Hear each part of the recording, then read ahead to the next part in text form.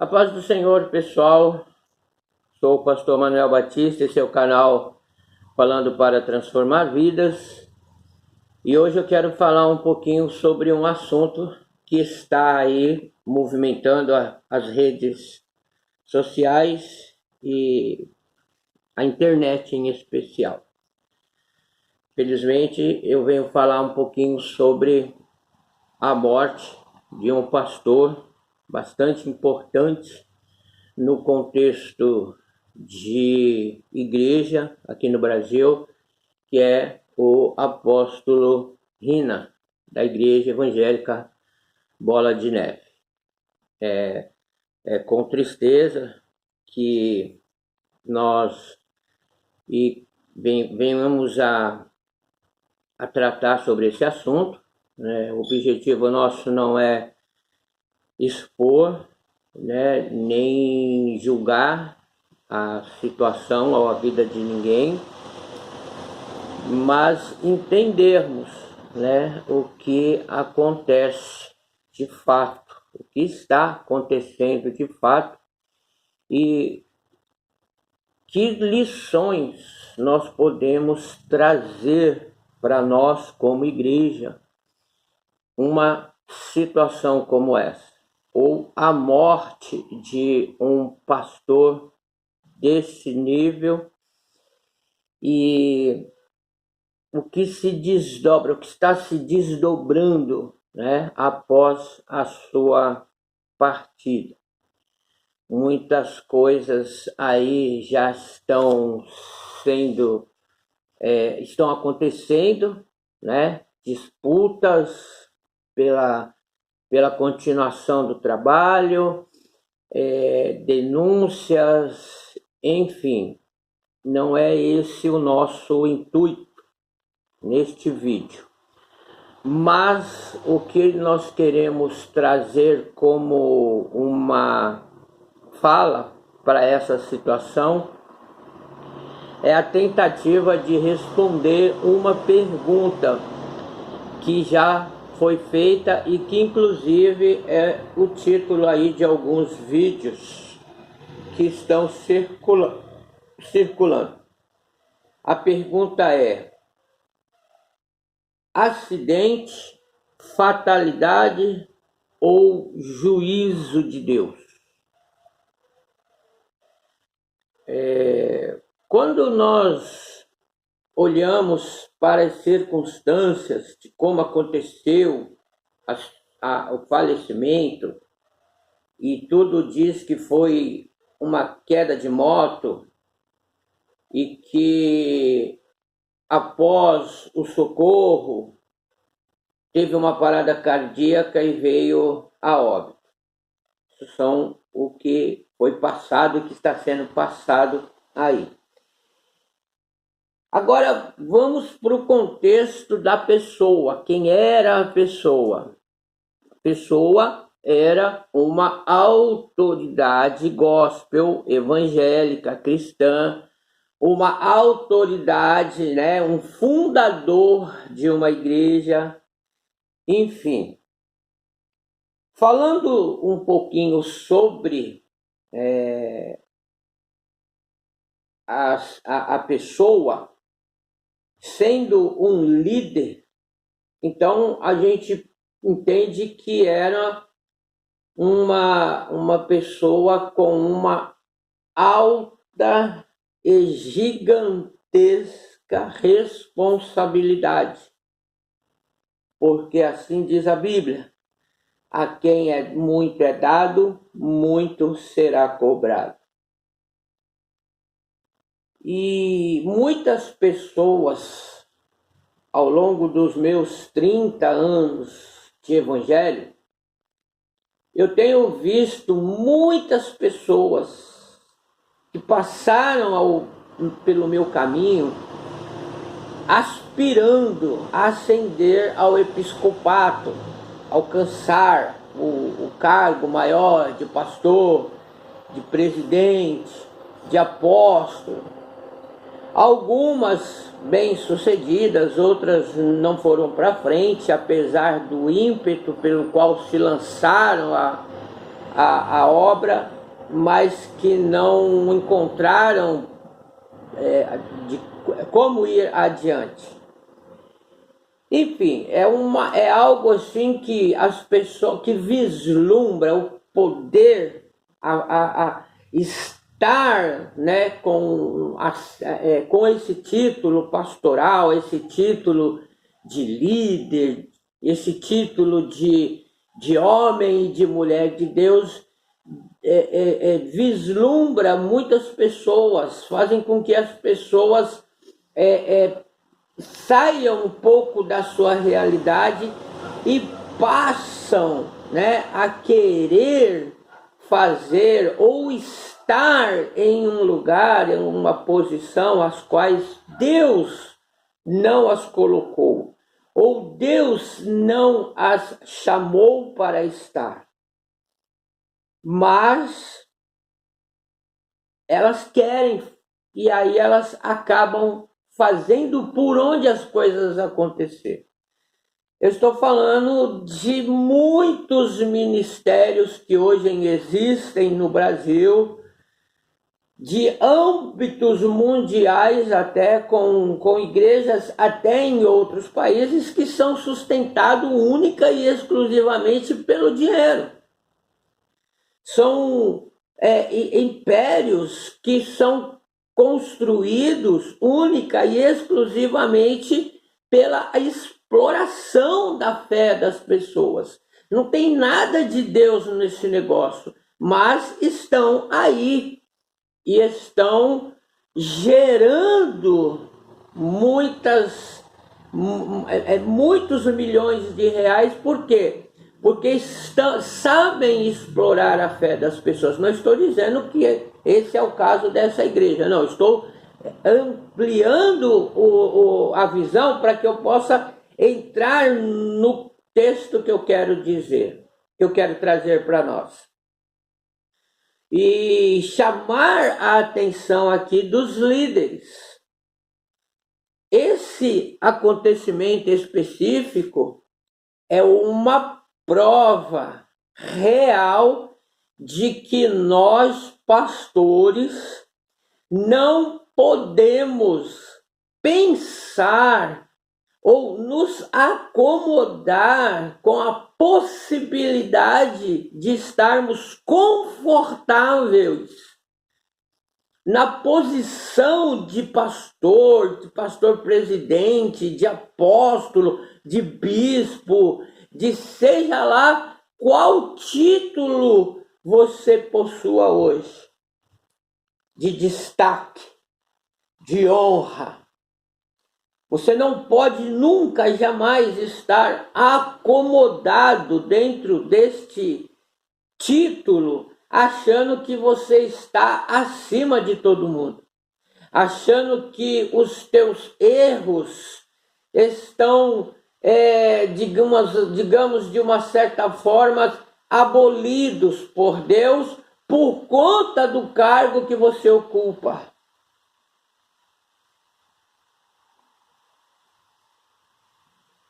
A palavra que eu vou ler aqui, eu poderia abrir em qualquer livro, a Bíblia, Novo Testamento, principalmente as cartas do apóstolo Paulo, Paulo falando para Tiago, Paulo falando para Tito, sobre Eclésias, sobre liderança, enfim, poderia abrir lá nas cartas lá para a gente falar alguma coisa, mas quando eu cheguei aqui e eu abri a minha Bíblia, eu não tenho esse hábito, eu não gosto de abrir a Bíblia aleatoriamente e ler alguma coisa, mas eu vim com um pensamento limpo, apenas com a vontade de me manifestar com relação a essa questão aí. E eu abri aqui em Jeremias capítulo 7. Então eu queria ler um pouquinho com você esse capítulo do livro de Jeremias. Talvez você tenha uma interpretação diferente, não tem problema nenhum. Talvez outros vão criticar a forma como nós vamos colocar esse versículo, ou esse texto, dentro do assunto que nós estamos tratando. E, bom, até dizer aí, de repente, que está fora de contexto, não importa, tudo bem, vamos lá, cada um tem liberdade, né, para usar a Bíblia como queira. Mas o título do capítulo 7 do livro de Jeremias diz assim, ó: promessas e ameaças proferidas à porta do templo. A palavra que da parte do Senhor veio a Jeremias dizendo: põe-te à porta da casa do Senhor e proclamai ali esta palavra. E dizei: ouve a palavra do Senhor, todos de Judá, os que entrais por estas portas para adorar ao Senhor. Veja que ele está falando para pessoas que são praticantes da fé, que estão à casa do Senhor com o intuito de adorar, trazendo para os dias de hoje. Ele está falando para os crentes, não está falando para o mundo, não está falando para as pessoas que não têm hábito de adorar a Deus, que não têm hábito de estar na casa de Deus. Não, está falando para crente, está falando para nós. Assim diz o Senhor dos exércitos, verso 3, o Deus de Israel: emendai os vossos caminhos e as vossas obras. Está falando de conserto. Conserta os teus caminhos e melhora as tuas obras. Consertar o caminho, emenda os seus caminhos e as suas obras. As obras a gente não emenda, a gente melhora, mas o caminho a gente emenda. Por quê? Pode estar danificado o caminho pode estar com buraco, a gente tapa o buraco, o caminho pode estar interrompido, a gente cria uma ponte, enfim, a gente endireita o caminho, a gente emenda, a gente arruma, conserta. E as obras a gente melhora, a gente dá qualidade para as nossas obras. E aí, olha o vírgula, obras, vírgula, e vos farei habitar neste lugar. Ó. Então ele está dizendo que para nós habitarmos este lugar, que lugar? A casa do Senhor, nós precisamos arrumar nosso caminho e precisamos melhorar nossas obras. É o texto. E aí ele diz assim, ó: não vos fieis em palavras falsas, dizendo: templo do Senhor, templo do Senhor, templo do Senhor são estes. É como se ele estivesse dizendo assim, ó: não se fie em falsas promessas, palavras, ditos, acordos, conchavos, dizendo: obra do Senhor, obra do Senhor, obra do Senhor, obreiro do Senhor, homem de Deus, mulher de Deus. Não se fiem nestas coisas, nessas falsas palavras. Não tomem isso como um edito ou um registro autenticado que expressa a suprema e boa e agradável e perfeita vontade de Deus. Não se fiem nestas coisas. Mas, olha isso: se deveras emendardes os vossos caminhos e as vossas obras, se deveras executardes a justiça entre um homem e o seu próximo. Ou, vou melhorar, mas Se deveras emendardes os vossos caminhos e as vossas obras,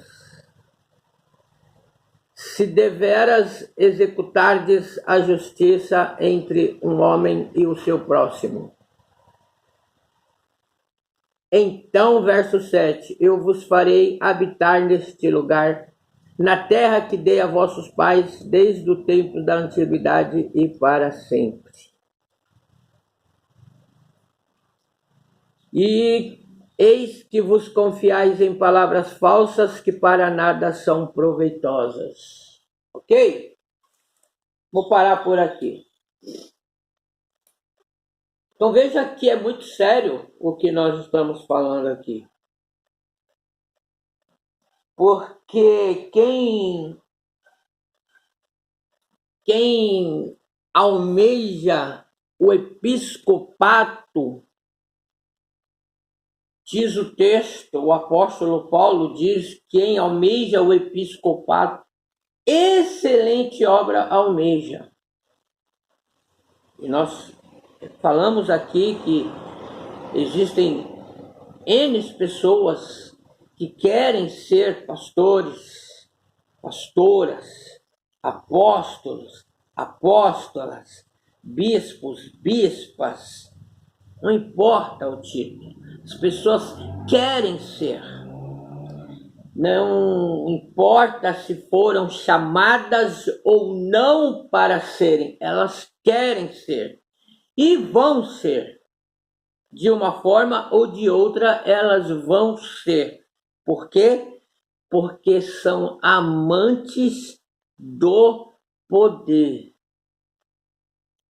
Amantes do poder.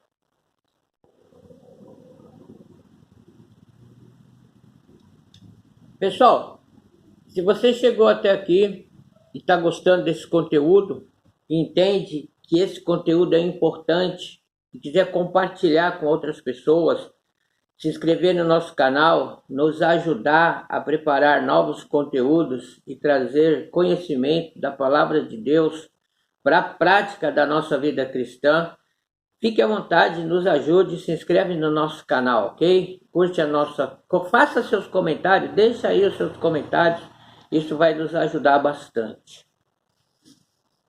Voltando aqui, para os que são amantes do poder e que querem a todo custo estar na posição que Deus não lhes colocou para estar, que é a de pastor, de líder, de pastor presidente, eu quero deixar aqui para você uma fala profética em nome de Jesus e também de advertência. O poder, ele traz escândalos.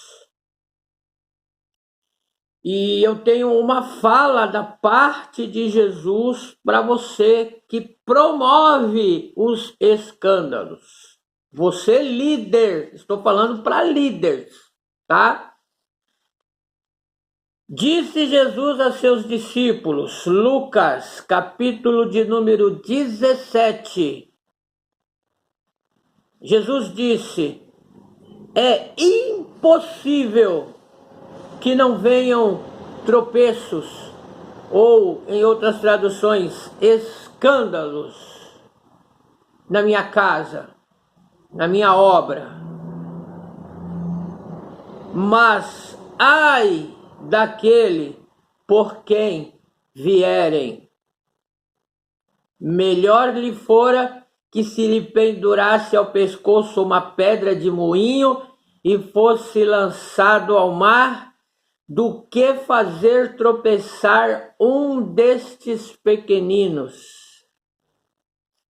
Tende cuidado de vós mesmos, e se teu irmão pecar, repreende-o, e se ele se arrepender, perdoa-lhe.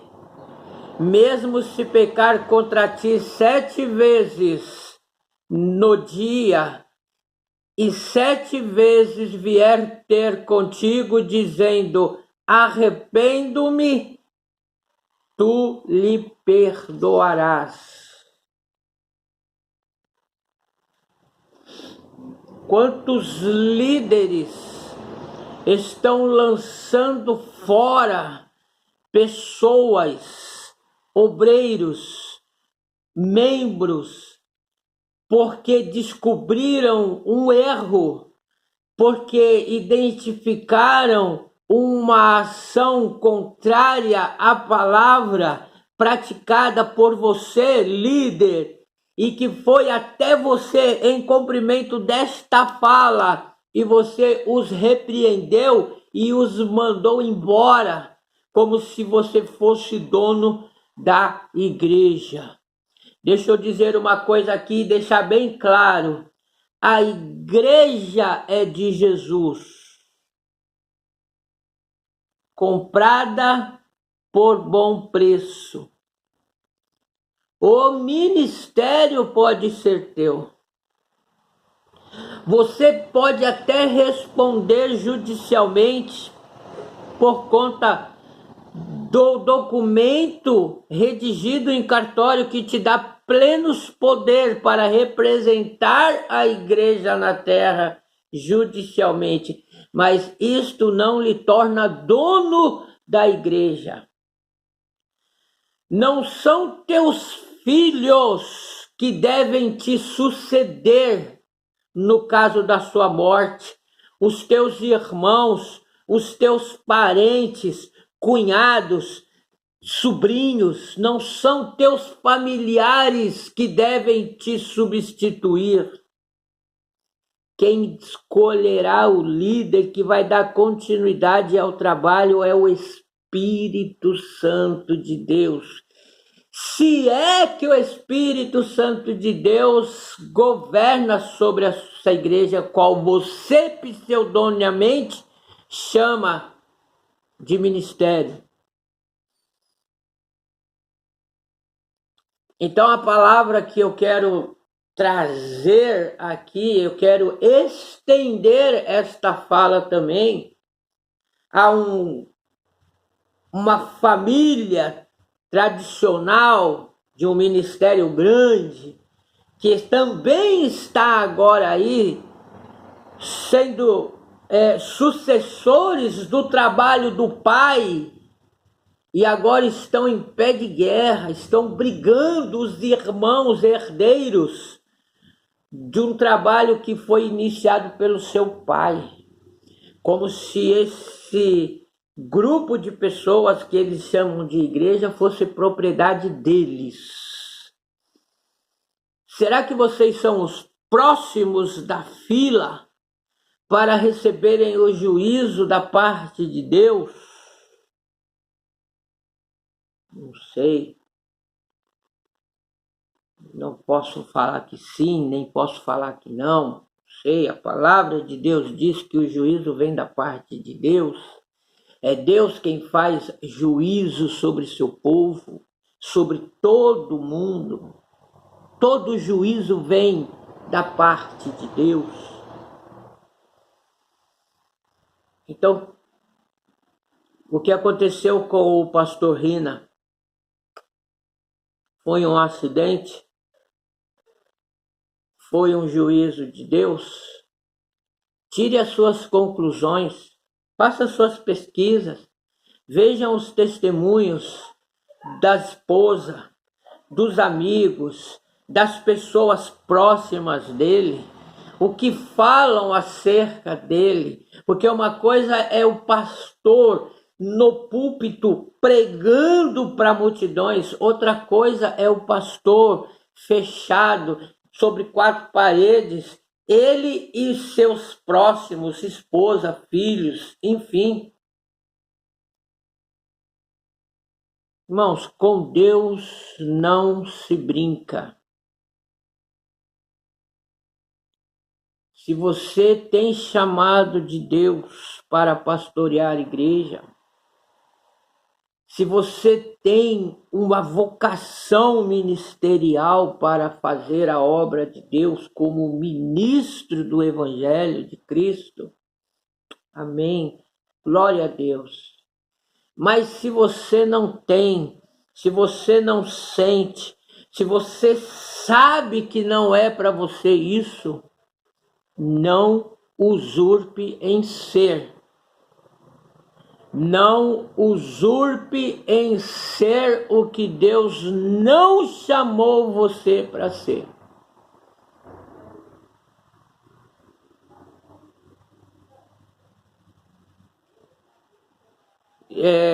Quero deixar registrado aqui que erros teológicos ou verbais com relação à gramática deve ser desconsiderado, porque não tem nada aqui preparado, não tem nada aqui escrito, não tem roteiro, não tem nada, não tem revisão, não tem edição, é isso que vai ser publicado, ok? Então não leve em consideração essas coisas, mas tire desta fala aquilo que é espiritual, aquilo que de verdade ou verdadeiramente tem sentido para você.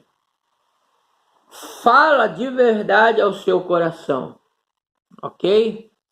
Que Deus nos guarde e nos livre de todo mal, em nome de Jesus.